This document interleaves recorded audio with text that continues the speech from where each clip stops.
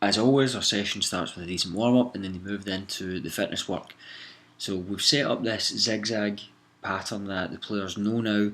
It's fitness work with the ball, and they are moving from one blue player zigzagging through to the other until they get to the end, dribble along, pass back to the start and repeat.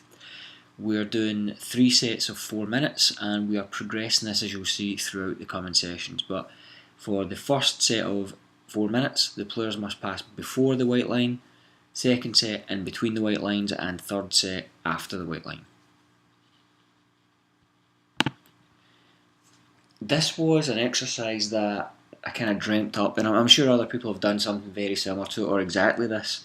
But I wanted to do a possession exercise that was multi-phase or multi-stage, or had different things going on to try and keep players engaged and entertained, but also slightly distracted. So you see that there's a 5v3 going on here.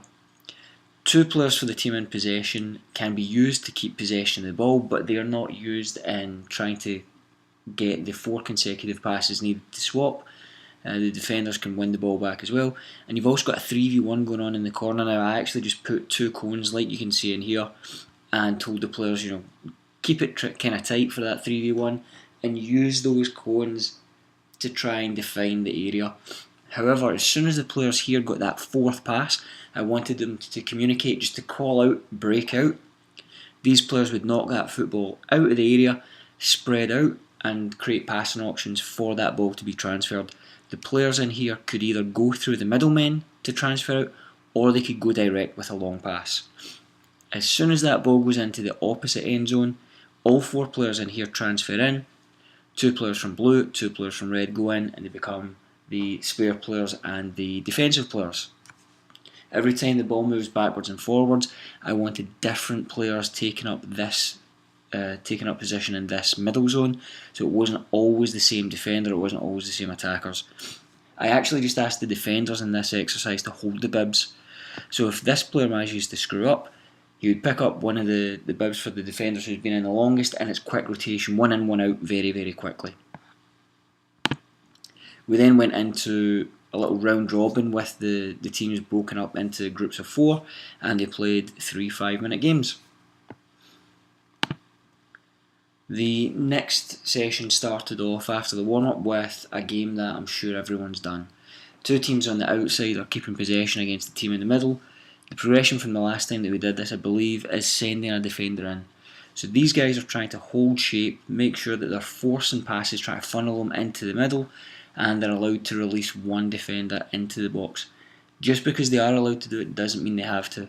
So if it's a quick ball played through, I wanted them to organise, regain shape, and then only when the time was right, if they felt as though they could snatch the ball, send a player in.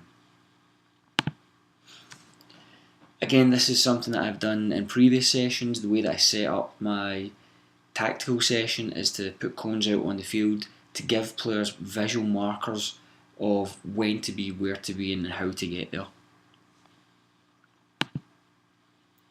This was a little bit different in the fitness work that we did, just breaking up the team into 2, and they worked for 30 seconds on, 30 seconds off. One group would dribble with the ball as quickly as they could, up and down in the half. As soon as the whistle went for 30 seconds, they just went to an end line, and the second group would start 30 seconds backwards and forwards as quick as they could, and they worked for a total of 5 minutes, 30 seconds on, 30 seconds off. Went into a game at the end, and I wanted to focus on the principles that we had used in the tactical phase. So in this, it was, if a goal was scored from either of the channels outside the centre, it was only worth 1 point, and if it was a goal scored from inside the channel, it was worth 5 points. So I was trying to get the defence to focus on, can we make this centre area as tight and as difficult to play through as possible. Final session for the week. Again, we're going back to the zigzag one. This time the players were doing 3 sets of 5 minutes. 3 sets of 5, sorry, my mistake, it was 3 sets. One was 5 minutes, then 4 minutes, then 4 minutes. And you'll see that there's a slight progressive overload each time we do certain fitness work. To build on the different type of possession that I had last week, I actually thought about breaking the field up into 12 segments, and what size they would be. And if I've got a team who likes to play tight possession, which one of my teams really do, how can we utilise that? So I only started with 4 boxes, as you can see here, but it's 4 boxes that take up the entire half in length and 2/3 of the half in width. And for a team to be able to progress the ball out of one box, there had to be 5 options. One of those options was the player on the ball being able to dribble, and then you've got 2, 3, 4, 5 passing options. The other players could stay away. Yes, they could come in and join. However, at that point it was just getting too crowded, and I was saying to them, look, be that out ball. Just because you're not directly involved in the play doesn't mean you can't become involved in it. The defensive team, I gave them the option of doing whatever they wanted. You don't have the ball, send in as many players as you like to try and win it back. However, after they were going gung-ho a little bit, the out ball was really easy because no one was defending against them. So I let the players make the mistakes, fix it themselves, and then go in afterwards to see if I could help develop the support, the movement of the ball, the movement off the ball as well. For the final game, we just opened everything up, played a game, and again I was looking at the things that we had just done in the previous section.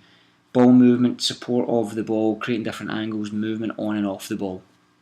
And that's the 3 sessions for the week. Hope you can take something from it.